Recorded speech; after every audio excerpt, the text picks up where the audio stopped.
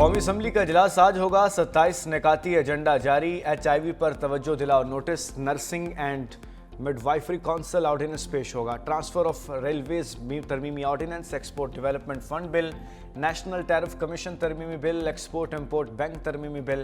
ٹیلی communication reorganisation ترمیمی bill. Life insurance nationalisation ترمیمی bill سمیت دیگر بل شامل کیے جائیں گے. متعدد قائمہ کمیٹیوں کی رپورٹس. ریلوے زمین کی غیر قانونی منتقلی پر توجہ دلاؤ نوٹس اور صدر کے مشترکہ اجلاس سے خطاب پر شکریہ کی تحریک بھی ایجنڈے کا حصہ.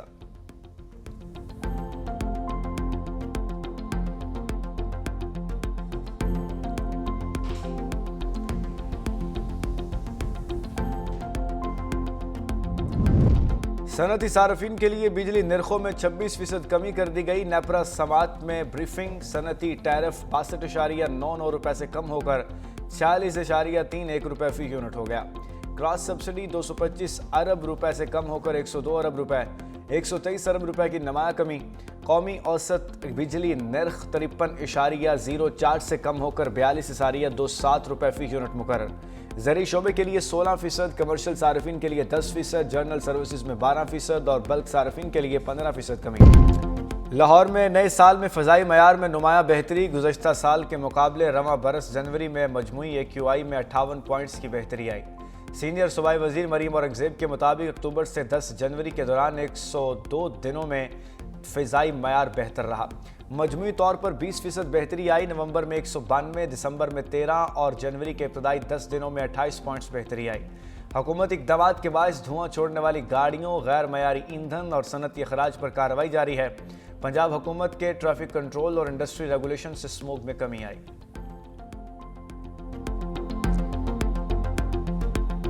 نومئی واقعات میں وزیر اعلیٰ سہیل آفریدی کی موجودگی کی تصدیق. پشاور واقعات کی ویڈیوز پر پنجاب فورینزک لیبارٹری کی رپورٹ تیار. رپورٹ کے مطابق سہیل آفریدی کی 2 ویڈیوز میں کلپس جوڑنے کے شواہد بھی سامنے آئے. وزیر اعلیٰ KP کی پروفائل تصویر کو 9 مئی کی ویڈیو سے ملا کر دیکھا گیا. پروفائل تصویر اور ویڈیو میں موجود شخص ایک ہی ہے. عرفان سلیم کی پروفائل تصویر کی بھی ویڈیوز میں موجود ہونے کی تصدیق. ویڈیوز میں کامران بنگش اور تیمور جھگڑا کی موجودگی کی بھی تصدیق. پشاور پولیس کی درخواست پر 16 ویڈیوز کا فریم بہ فریم تجزیہ کیا گیا. ویڈیوز میں کسی قسم کی ایڈیٹنگ کے شواہد نہیں ملے. رپورٹ 19 سے 23 دسمبر 2025 کے دوران مکمل کی گئی. انسداد دہشت گردی عدالت نے ریڈیو پاکستان حملہ کیس میں پولیس سے رپورٹ طلب کی تھی.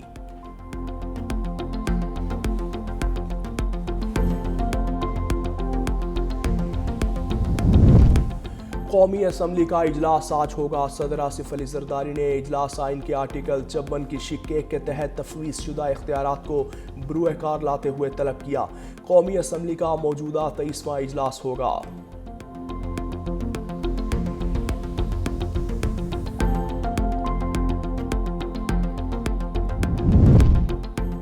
وفاق آئینی عدالت وفاقی شرعی عدالتی عمارت میں منتقل. چیف جسٹس سمیع الدین خان نے دیگر ججز کے ہمراہ نئی عمارت کا افتتاح کر دیا. وفاقی آئینی عدالت کے 3 بینچز نے وفاقی شرعی عدالتی عمارت میں مقدمات کی سماعت شروع کر دی. چیف جسٹس سمیع الدین خان کی سربراہی میں 3 رکنی بینچ سپر ٹیکس مقدمات کی سماعت کر رہا ہے.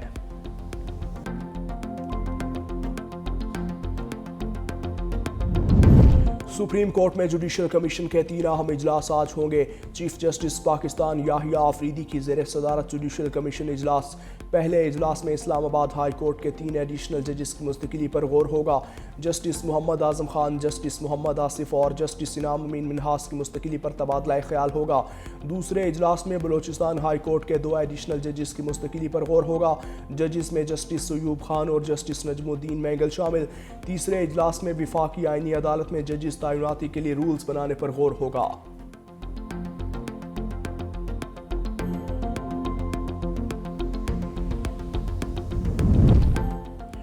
لاہور ہائی کورٹ کا ناصر باغ کے پارک کو بحال کرنے کا حکم. کینال روڈ سے درخت کاٹنے سے متعلق رپورٹ بھی عدالت میں پیش. رپورٹ میں کہا گیا کہ کینال روڈ سے درختوں کی شاخیں کاٹی گئی ہیں. 3 بڑی شاخوں کو کاٹا گیا، وہ شاخیں انڈر پاس کی طرف بڑھ رہی تھیں۔ وکیل PAH نے کہا کہ یہ روٹین کی کارروائی تھی، اس درخت کی وجہ سے حادثہ پیش آ سکتا تھا۔ جسٹس شاہد کریم سے استفسار کیا، درخت کی وجہ سے کیا حادثہ پیش آ سکتا تھا، کتنے حادثات ہوئے؟ وکیل PHA نے کہا پروجیکٹ ڈائریکٹر کو معطل کر کے کارروائی شروع کر دی گئی۔ جسٹس شاہد کریم نے ریمارکس دیے، DG PHA کی اجازت کے بغیر درختوں کی شاخیں نہ کاٹی جائیں۔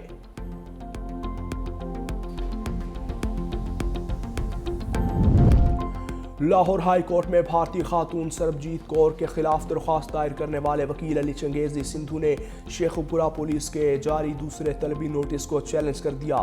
درخواست گزار نے موقف اختیار کیا، پولیس نے حقائق کے برعکس اور غیر قانونی طور پر دوسرا نوٹس جاری کیا۔ سربجیت کور سے متعلق تفتیش اور بھارت واپسی کی درخواست پہلے ہی ہائی کورٹ میں زیر سماعت ہے۔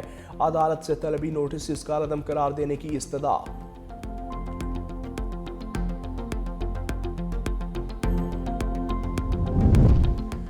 کمالیہ میں دریائے راوی پر بنا لوہے کا پل بحالی کے 1 ماہ بعد ہی ٹوٹ گیا۔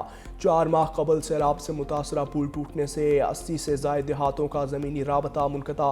مقامی افراد زرعی مشینری لے جانے کے لیے طویل راستے اختیار کرنے اور کشتیوں کے ذریعے سفر پر مجبور۔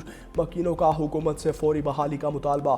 محکمہ ہائی وے کے مطابق پانی کی اچانک آمد سے پل متاثر ہوا، چند روز میں مرمت کر کے بحال کیا جائے گا۔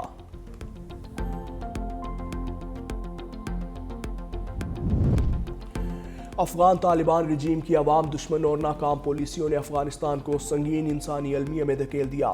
خواتین کے حقوق پامال، بے روزگاری اور غربت عروج پر، شدید افلاس سے مجبور افغان مائیں زندہ رہنے کے لیے بچے بیچنے پر مجبور۔ سماجی کارکن جہاں زیب ویسا کی مطابق آزادی رائے کی کمی نے نوجوانوں کو ہجرت پر مجبور کر دیا۔ سردی میں سرحد عبور کرتے ہوئے ایک افغان نوجوان جاں بحق۔ برطانوی رکن پارلیمنٹ ایلس میکڈونلڈ کا افغان خواتین اور بچیوں کے حقوق پر عالمی برادری سے خاموشی توڑنے کا مطالبہ۔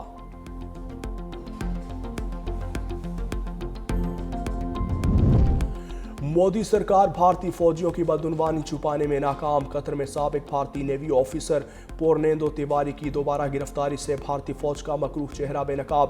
انڈین ایکسپریس کے مطابق وزارت خارجہ نے گرفتاری کی تصدیق کر دی۔ اگست 2022 سے جاری کیس میں جاسوسی کے الزام پر 8 سابق بھارتی افسران کو سزائے موت سنائی جا چکی۔ دفاعی ماہرین کا کہنا ہے کہ اندرونی کرپشن، اخلاقی جرائم، سیفرونائزیشن اور ہندوتوا نظریات نے بھارتی فوج کی پیشہ ورانہ ساکھ کو عالمی سطح پر شدید نقصان پہنچایا۔ غزہ میں اسرائیلی بربریت کے سائے چھٹ نہ سکے، صہیونی فوج کے حملوں میں مزید 3 فلسطینی شہید، 7 زخمی۔ اسرائیلی فوج نے رفح، خان یونس، غزہ سٹی کو نشانہ بنایا۔ غزہ میں سخت موسمی حالات، 2 ماہ کا فلسطینی بچہ سردی سے ٹھٹھر کر دم توڑ گیا۔ ٹھنڈ سے موت کے منہ میں جانے والے فلسطینیوں کی تعداد 4 ہو گئی۔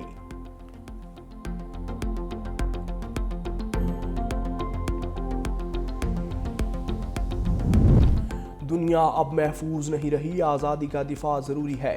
ڈنمارک کی وزیر اعظم کہتی ہیں روس یورپ کے لیے بڑا خطرہ بن چکا۔ روس، ایران اور شمالی کوریا کا اتحاد عالمی نظام کے لیے چیلنج ہے۔ نیٹو کو ہر محاذ پر مضبوط ہونا ہوگا۔ آرکٹک میں روس اور چین کو روکنے کے لیے تیار ہے۔ امریکہ اور یورپ کا اتحاد وقت کی ضرورت ہے۔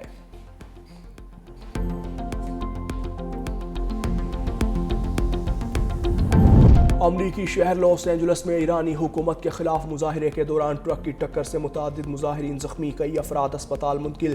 ٹرک ڈرائیور گرفتار۔ دوسری جانب ایران کا امریکہ اور صہیونی حکومت کے خلاف مزاحمت میں مرنے والوں کی یاد میں 3 روزہ سوگ کا اعلان۔ ایران میں 14 روز سے جاری احتجاجی مظاہروں میں ہلاکتوں پر مختلف انسانی حقوق تنظیموں کے متضاد دعوے سامنے آ گئے۔